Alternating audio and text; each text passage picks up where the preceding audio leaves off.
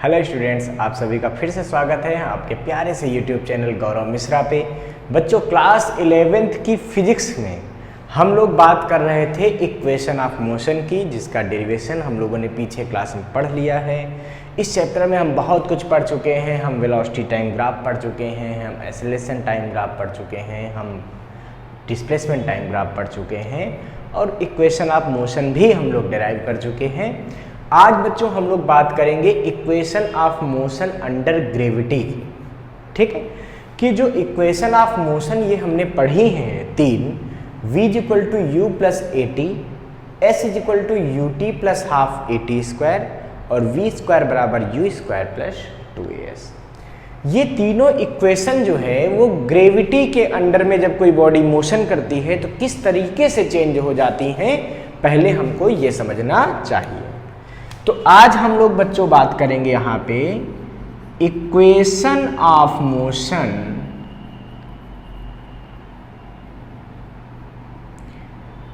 Under gravity. ठीक है, under gravity कैसे वो इक्वेशन ऑफ मोशन बन सकती है। तो देखिए, अंडर ग्रेविटी का मतलब है कि जब ग्रेविटेशन के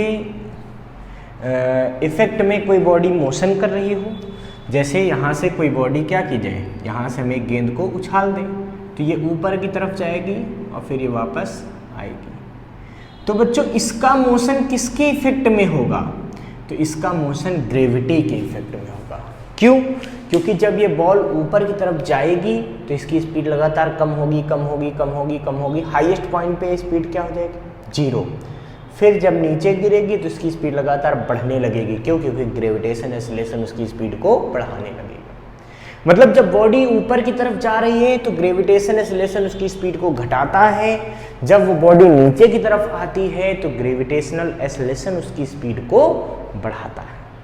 ठीक है, तो बच्चों सबसे बड़ी बात यहाँ पे आती है कि जब ऐसी सिचुएशन आएगी तो हम कैसे इन इक्वेशंस को यूज कर सकते हैं।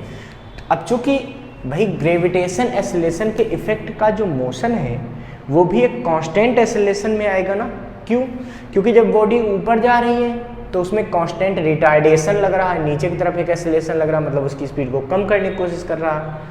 और जब बॉडी वही नीचे की तरफ गिरना शुरू हो जाती है तो ग्रेविटेशन एक्सेलरेशन उसको बढ़ाता है, मतलब वो यूनिफॉर्म तरीके से उस बॉडी की स्पीड को इंक्रीज करता है।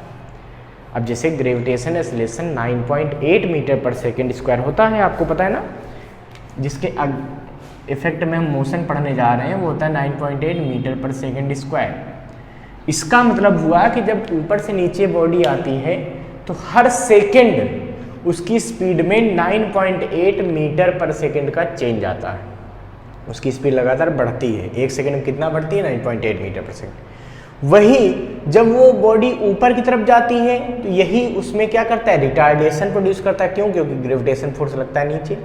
तो रिटार्डेशन कितना करता है? तो वो करता है 9.8 मीटर पर सेकेंड स्क्वायर का। पर सेकेंड इतना रिटार्डेशन वो प्रोड्यूस करता रहता है, मतलब उसकी स्पीड में इतना परिवर्तन वो करता रहता है।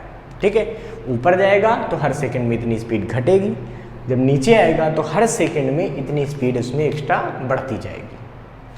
बच्चों अगर हम सपोज कर रहे हैं कि एक बॉडी ऊपर की तरफ जा रही है तो पहले हम क्या बात करने जा रहे हैं कि व्हेन बॉडी राइज अपवर्ड, कि when object moves away from earth, जब ऊपर की तरफ जाते हैं तो क्या होगा? तो उनकी स्पीड घटेगी। तो मान लेते हैं एक बॉल ऊपर की तरफ u वेलोसिटी से जाती है, ठीक है, और कुछ टाइम t के बाद हमने उस पर जब ऑब्जर्वेशन किया तो अभी ऊपर ही जा रही थी, लेकिन उसकी स्पीड कितनी हो गई बदल के? v हो गई। ठीक है, और इस बीच उसने h हाइट कवर कर ली। जब वो ऊपर जा रही थी तो कितनी हाइट चली गई? वो h हाइट चली गई, जबकि वहाँ का ग्रेविटेशन एक्सेलरेशन g है। अभी इसकी वैल्यू नहीं लिखते हैं, ठीक है, अभी नोटेशन लिखेंगे, g है। तो ये सारी इक्वेशन किस तरीके से हो जाएंगी? तो भाई जब बॉडी ऊपर की तरफ उठ रही है तो उसमें एक्सेलरेशन तो नहीं, उसमें रिटार्डेशन होगा। मतलब हम कह सकते हैं उस बॉडी का जो एक्सेलरेशन होगा वो निगेटिव होगा, मतलब रिटार्डेशन होगा। तो a इक्वल टू क्या ले लेंगे? -c। अब यही सारी इक्वेशन बन जाएंगी यहाँ पे। तो पहला हम केस ले रहे हैं when object moves away from earth, जब वो अर्थ से दूर जा रहा हो तब की बात हो रही है, ठीक है। मतलब ऊपर की तरफ जा रहा हो, मतलब ब्रैकेट में लिख देते हैं अपवर्ड मोशन, ऊपर की तरफ मोशन हो रहा हो। अब क्या होगा इस सिचुएशन में बच्चों, इस सिचुएशन में एक इक्वेशन बनेगी, देखो v final velocity is equal to u initial velocity plus a की जगह क्या आएगा देखो माइनस जी, तो ये क्या बन जाएगी माइनस जी इंटू टी। अब s के लिए यही इक्वेशन क्या बनेगी, तो देखो यहाँ पे डिस्प्लेसमेंट s होता था जब इन इक्वेशन को हमने पढ़ा था, यहाँ पे डिस्प्लेसमेंट क्या हो रहा है h हो रहा है, उसमें h हाइट कवर कर रही है, तो s की जगह क्या आ जाएगा बच्चों h is equal to u t, ठीक है, प्लस हाफ ए की जगह क्या आएगा माइनस जी, तो यहां पे लग जाएगा माइनस का हाफ, ठीक है, जी टी स्क्वायर।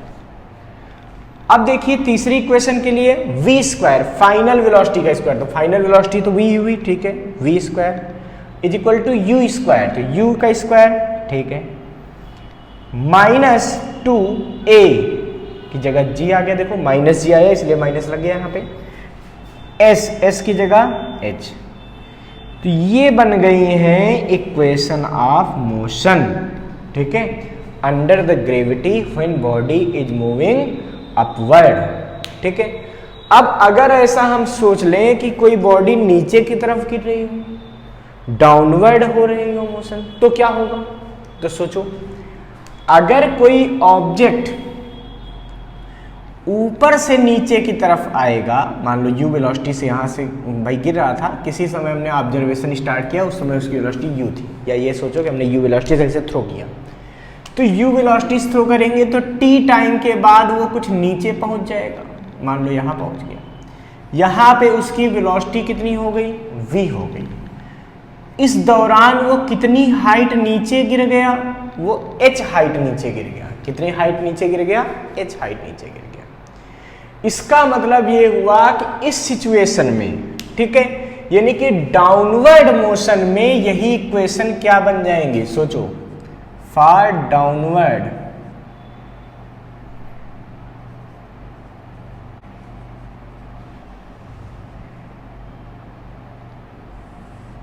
तो बच्चों डाउनवर्ड मोशन में इनिशियल वेलोसिटी u है, फाइनल वेलोसिटी v है, कितना डिस्टेंस गिरा h मीटर गिरा, यहाँ पे एक्सेलरेशन कौन होगा, ग्रेविटी वर्क करेगी, पॉजिटिव क्यों ले रहे हैं क्योंकि वो नीचे की तरफ वर्क कर रही है।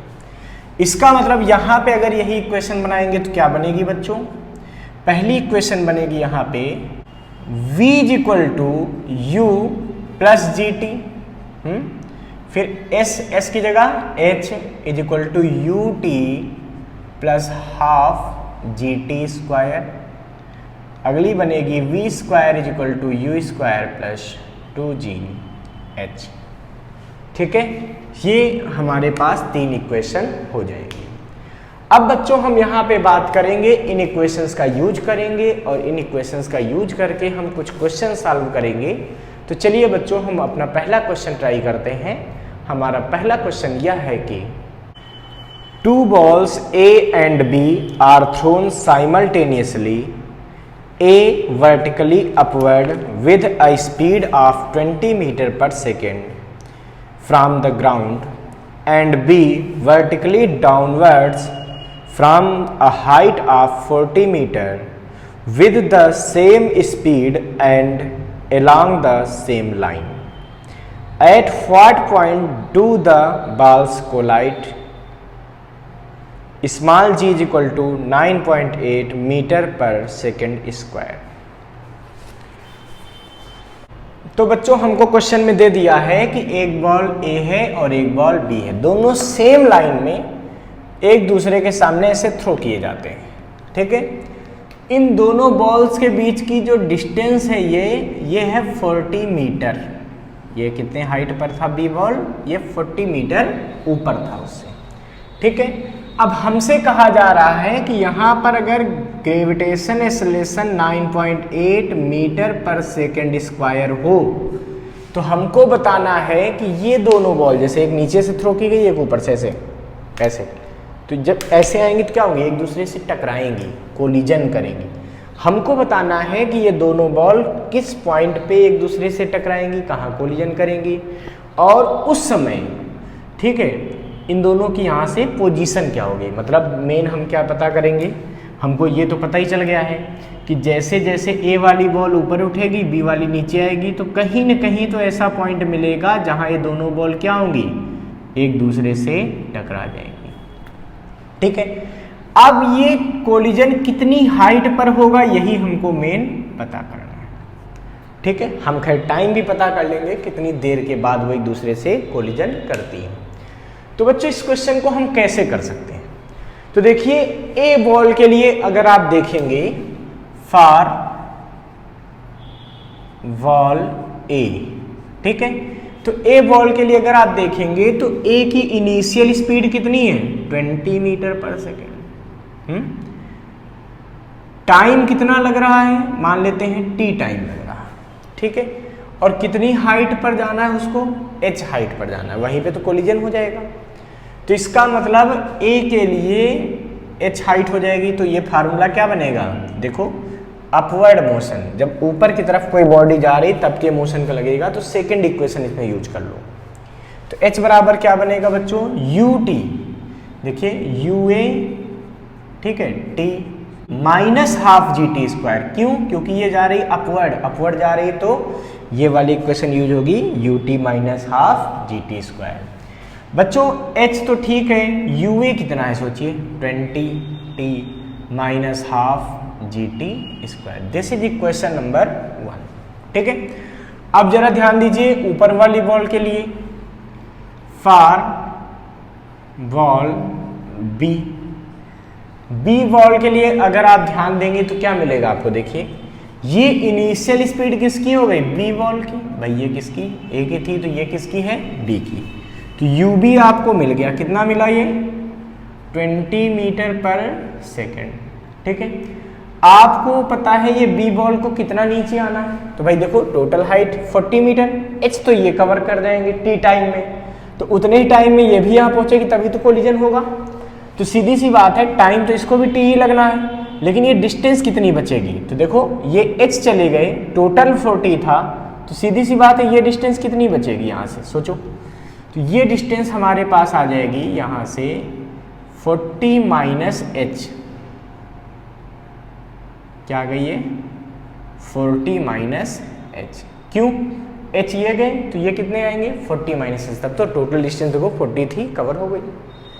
सीधी सी बात है, तो इसके लिए जब इक्वेशन यूज करेंगे तो देखो डाउनवर्ड मोशन की सेकंड इक्वेशन यूज कर लो, तो क्या बनेगी बच्चों, 40 माइनस एच, भाई h height covered by B ball, तो कितनी हाइट उसने कवर की, 40 minus h equal to u, u of B लेंगे तो बी की वेलोसिटी कितनी है, 20 t plus half g t square. This is equation number 2।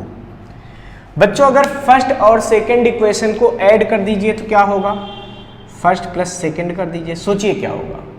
तो यहां से क्या हो रहा है बच्चों, देखो ये कैंसिल हो गया, तो यहां क्या बचेगा सोचिए, ये बचेगा, और इधर हाँ एच से एच भी कैंसिल हो रहा, तो इधर बचेगा क्या, ये बचेगा 40 is equal to 20t plus 20t, यानी कि ये बचा 20t प्लस 20t, तो 40 इज इक्वल टू 40t या t इज इक्वल टू आ गया 1 सेकेंड। तो इस समय जो टाइम लगेगा वो कितना होगा, 1 सेकेंड होगा। जब टाइम 1 सेकेंड लगेगा, अब हमसे पूछा जा रहा है वो कितना ऊपर जाके टकराएगी, हमको एक पोजीशन बतानी है, तो हम h निकाल देते हैं, तो किसी भी इक्वेशन से निकाल दो, पहली का यूज कर लो, तो फ्रॉम इक्वेशन फर्स्ट, ठीक है, पहली इक्वेशन का यूज करो, h निकल आएगा। कैसे निकलेगा बच्चों, h is equal to 20t, t की value 1 minus half g 9.8 into t square, तो 1 का स्क्वायर, तो 1 का स्क्वायर तो 1 ही रहेगा, इससे इसको कट करोगे 4.9 आएगा, तो सॉल्व करोगे तो क्या मिलेगा, 15.1 मीटर।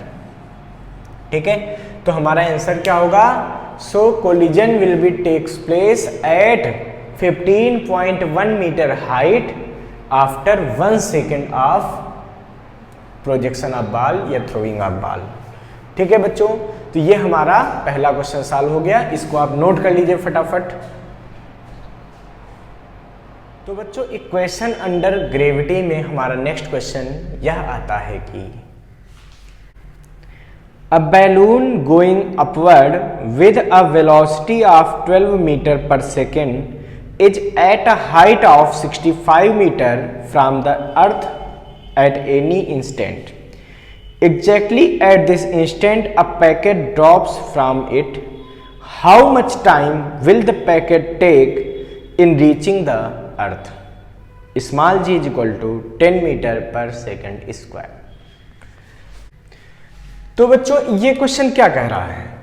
ये कह रहा है कि अर्थ सरफेस से 65 मीटर की हाइट पर, ठीक है, यहां पे एक बैलून है।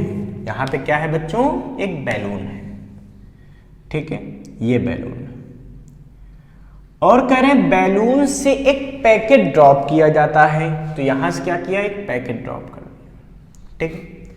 लेकिन बैलून की अपवर्ड जो वेलोसिटी थी वो कितनी थी? वो थी 12 मीटर पर सेकेंड।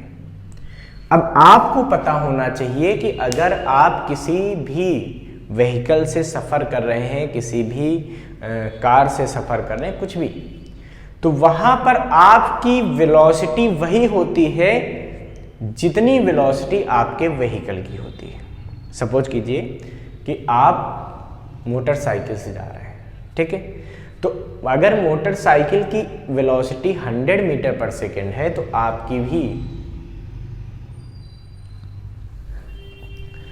सपोज कीजिए आप मोटरसाइकिल से जा रहे हैं, ठीक है, और अगर मोटरसाइकिल की वेलोसिटी 50 किलोमीटर पर आ रहे है तो आपकी भी वेलोसिटी 50 किलोमीटर पर आ रही होगी।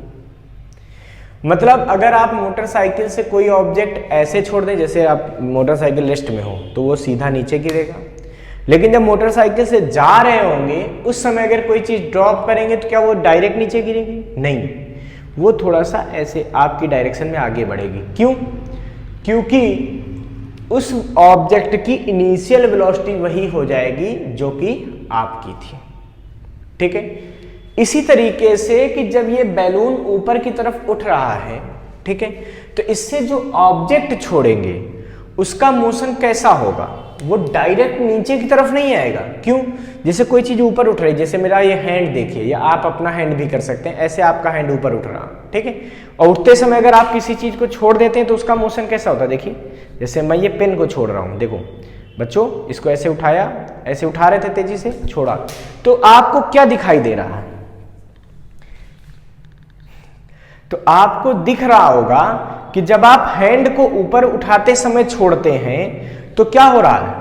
पहले ये जो पेन है, ठीक है, जब इसको हम लेफ्ट करते हैं तो क्या होता है? पहले ये पेन ऊपर की तरफ जाता है, उसके बाद ये नीचे आता है। आप खुद भी कर सकते हैं, आप अपना पेन उठाइए, ऊपर की तरफ ले जाते हुए छोड़िए। आपको लग रहा होगा सर ऐसे फेंक रहे, फेंक नहीं रहे, इसको जब ऐसे करेंगे ना तो ये पहले क्या होगा? पहले ये ऊपर की तरफ उठेगा, फिर नीचे आएगा। तो वही काम यहाँ इस पैकेट में होगा। कह रहे हैं यहाँ से एक पैकेट ड्रॉप करते हैं, तो जब ड्रॉप करेंगे तो बैलून तो ऊपर उठता चला जाएगा, लेकिन ड्रॉप करते ही भाई बैलून तो किसी डिवाइस की वजह से जा रहा होगा, कुछ ऐसा हमने इसमें क्रिएट कर दिया होगा कि ये ऊपर उठता चला जा रहा है। बट ये ऑब्जेक्ट या ये जो पैकेट है ये क्या होगा? ये फ्रीली फॉलिंग होगी। तो अगर इस पैकेट को आप ध्यान से देखेंगे तो पैकेट का मोशन आपको ऐसा दिखेगा कि पहले वो ऊपर उठेगा, फिर वो नीचे गिरेगा। इसका मतलब हुआ कि ये सेम वैसा क्वेश्चन हो गया कि जैसे टावर के ऊपर बैठ के कोई ऑब्जेक्ट को ऊपर तरफ थ्रो करे, तो सेम ऐसी सिचुएशन बनेगी, पहले ऑब्जेक्ट ऊपर जाएगा फिर नीचे आएगा, ठीक है। अब हमको पता करना है कि ये ऑब्जेक्ट कितने टाइम के बाद अर्थ सरफेस पर पहुंच जाएगा। हमको यहाँ पे टाइम फाइंड करना है। हम बच्चों ऐसा करते हैं कि इसकी फाइनल वेलोसिटी भी निकाल देते हैं। वेलोसिटी ऑफ ऑब्जेक्ट या velocity of packet when it strikes the earth, मतलब हम फाइनल वेलोसिटी v भी फाइंड कर देंगे, क्योंकि इनिशियल तो पता चल चुकी। इस क्वेश्चन को आप कैसे करेंगे? तो ऐसे क्वेश्चन में आपको देखिए हाइट पता चल गई, उसको कितना नीचे आना है, टोटल कितना नीचे आना है, ठीक है। और आपको देखा कि ये इनिशियल वर्सेस पहले ऊपर जाएगा फिर नीचे आएगा। अब कंफ्यूजन यहाँ पे बच्चों को आता है कि ऑब्जेक्ट पहले ऊपर उठा फिर नीचे गिरा, तो अब हम ऊपर वाली इक्वेशन लगाएं या नीचे वाली इक्वेशन लगाएं? तो इस सिचुएशन में बच्चों एक बहुत सिंपल सा कॉन्सेप्ट आपके माइंड में होना चाहिए। जहां से कोई ऑब्जेक्ट थ्रो कर रहे हैं ऊपर की तरफ, जहां से कोई ऑब्जेक्ट ऊपर की तरफ जा रहा है, इस प्रोजेक्शन पॉइंट के ऊपर की हर चीज को निगेटिव में कंसीडर कर दीजिए और नीचे की जितनी भी फिजिकल क्वांटिटी है सबको पॉजिटिव ले लीजिए। आपकी इक्वेशन अपने आप सही बन जाएगी, ठीक है। अगर आप उल्टा करते हैं, ऊपर पॉजिटिव नीचे निगेटिव, तो भी सही बनेगी, ऐसा कुछ नहीं है। मतलब एक डायरेक्शन को आपको निगेटिव मानना है, एक डायरेक्शन को पॉजिटिव मानना है। अब मान लीजिए आप सेकंड इक्वेशन यहां यूज करते हैं, h = ut + ½ gt²। तो देखिए h किधर है, तो जहां से ये इसका मोशन शुरू हुआ, हाइट उसके कहां है, नीचे है। देखो h कहां है, नीचे की तरफ जाएगा। तो ये फिजिकल क्वांटिटी डाउनवर्ड है, तो ये क्या होगा बच्चों, ये होगा पॉजिटिव। u किधर है, u है अपवर्ड, ऊपर की तरफ, ऊपर वाले वैल्यू को निगेटिव, ठीक है। g स्मॉल g, तो small g is always directed towards downward, तो वो हमेशा क्या आएगा, नीचे आएगा। इसका मतलब स्मॉल g पॉजिटिव रहेगा, ठीक है, क्योंकि नीचे वाली चीजें पॉजिटिव। बस अब इस इक्वेशन को सॉल्व कर लीजिए। h कितना है बच्चों, 65 माइनस u कितना है, देखिए 12 t + ½ g की वैल्यू दिया है, देखिए क्वेश्चन में 90 × t²। देखिए u यही हो गया ना, जो यह था बैलून का, गुड। अब बच्चे इसको आप यहां सॉल्व करेंगे तो इसे 5 बचेगा, यानी कि फाइनल इक्वेशन आपकी बनेगी 5t² - 12t - 65 = 0। अब आप इसके फैक्टर कर लीजिए। फैक्टर ना हो रहे हो तो सीधाचार्य फार्मूला भी आप यूज कर सकते हैं, वो तो आपकी मर्जी कैसे सॉल्व करते हैं। तो देखिए 65 × 5 किया, फिर उसको हमने ब्रेक किया, तो इसको हम ब्रेक कर सकते हैं 25 - 13 t - 65 = 0। ब्रेक करना आता है ना, क्वाड्रेटिक इक्वेशन को सॉल्व कर रहे हैं बच्चों। इसके बाद ये क्या आएगा, देखिए ये आएगा यहाँ से 5t² - 25t + 13t - 65 = 0, ठीक है। तो ये बनेगा 5t कॉमन ले लेंगे, तो यहाँ से बनेगा, देखो बच्चों t - 5 प्लस का 13 कॉमन लेंगे, तो यहाँ से बनेगा t - 5 = 0। जब t - 5 कॉमन ले लेंगे तो यहाँ से बनेगा 5t + 13 = 0। अब देखिए बच्चों क्या हो रहा है कि अगर हम ऐसा सोचें, इफ t - 5 = 0, देन t = क्या आ जाएगा, 5 सेकेंड, ठीक है। और इफ 5t + 13 = 0, तो t कितना आएगा, -13.5। तो ये तो हमारे लिए क्या हो जाएगा, ये वैल्यू हम कंसीडर नहीं करेंगे, नॉट कंसीडर्ड। क्यों, क्योंकि ये वैल्यू क्या आ गई, निगेटिव आ गई, और टाइम निगेटिव होता नहीं है, टाइम तो हमेशा पॉजिटिव में आता है। तो इसका मतलब हुआ कि ये वैल्यू हमारी सही हो गई। So the packet drops at earth after 5 second, या strikes at earth after 5 second. ये हमारा आंसर हो गया। हमसे कहा जा रहा है बच्चों कि यहाँ पे पहुंचने पे इसकी फाइनल वेलोसिटी क्या हो जाएगी। तो देखिए फाइनल वेलोसिटी के लिए भी आप वही चीज यूज कर सकते हैं, क्या, v = u + gt। देखिए अब मैंने कहा था ना कि इस पॉइंट के ऊपर की हर चीज पॉजिटिव और नीचे वाली निगेटिव। तो v कहाँ है, देखिए इस पॉइंट से नीचे है, तो v कैसा हो गया, पॉजिटिव। u कैसा है बच्चों, u ऊपर है, निगेटिव। g कैसा है, नीचे, पॉजिटिव। इसका मतलब ये हुआ कि v हमको फाइंड करना है =-u, u की वैल्यू 12 + g 10 × t। कितना टाइम लगा, देखिए 5 सेकेंड का। यानी कि v इक्वल टू आ जाएगा -12 + 50 या फिर v आ जाएगा 38 मीटर पर सेकेंड। तो v आ गया 38 मीटर पर सेकेंड। ठीक है बच्चों, ये हमारा क्वेश्चन सॉल्व हो गया। इस क्वेश्चन को नोट कर लीजिए बच्चों।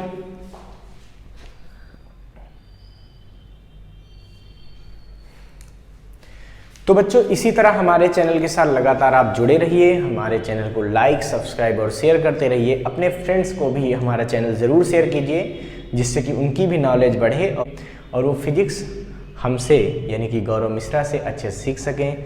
Thank you.